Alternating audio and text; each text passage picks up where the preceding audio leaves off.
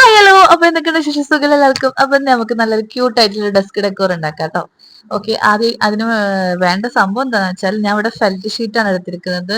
ഈ ബട്ടൺസ് ഹൗസിലോ അല്ലെങ്കിൽ ബുക്ക് സ്റ്റാളിലൊക്കെ പോയി കഴിഞ്ഞാൽ പറഞ്ഞാൽ നമുക്ക് കിട്ടും. ഫ്ലവേഴ്സ് ഉണ്ടാക്കുന്ന ഒരു തരം ഷീറ്റാണ് ഇത്. ഓക്കെ, കുറച്ച് കട്ടിയുള്ള ഒരു തുണി പോലത്തെ തോന്നിക്കുന്ന ഒരു ഷീറ്റാണ്. മനസ്സിലായോ? ഇനി ഇതില്ലെങ്കിലും കുഴപ്പമൊന്നുമില്ല, സാധാരണ നോർമൽ നിങ്ങളുടെ കയ്യിലുള്ള ഷീറ്റ്സ് എടുത്താൽ മതി.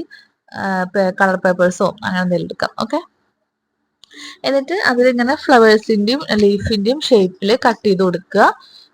പിന്നെ രണ്ട് സ്റ്റെംസും കൂടി ഉണ്ടാക്കുക. അതിലൊരു ലൈറ്റ് കളേഴ്സ് ചെയ്യാം കേട്ടോ. കാരണം ഇത് രണ്ടും ഡാർക്കാണ്, അതുകൊണ്ടാണ് ഞാൻ സ്റ്റെംസിന് ഒരു ലൈറ്റ് പിസ്ത ഗ്രീൻ കളർ കൊടുത്തത്. ഓക്കെ, അപ്പൊ നിങ്ങൾ ചെയ്യുമ്പോഴും സെയിം ആയിട്ട് തന്നെ ചെയ്യരുത്.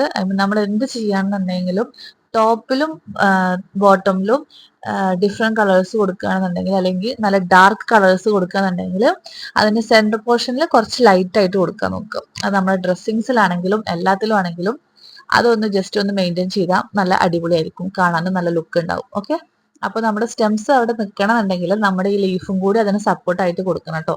അല്ലെങ്കിൽ ഇപ്പൊ നേരത്തെ കണ്ട പോലെ സ്റ്റെംസ് ഒടിഞ്ഞു പോകാൻ ചാൻസ് ഉണ്ട്. അപ്പൊ അതും കൂടി അവിടെ സെറ്റ് ചെയ്ത് കൊടുത്തു കഴിഞ്ഞാൽ അവരത് എന്താ പറയാ, അവരത് നേരം പോലെ നിന്നോളും. കാരണം ഒരു സപ്പോർട്ടിന് ലീഫ് വന്നല്ലോ. ഓക്കെ, അപ്പൊ അത് സെറ്റ് ആയിട്ടുണ്ട്. ഇനി നമുക്ക് നമ്മുടെ ഫ്ലവേഴ്സും കൂടി അതിൽ അറ്റാച്ച് ചെയ്ത് കൊടുക്കാം.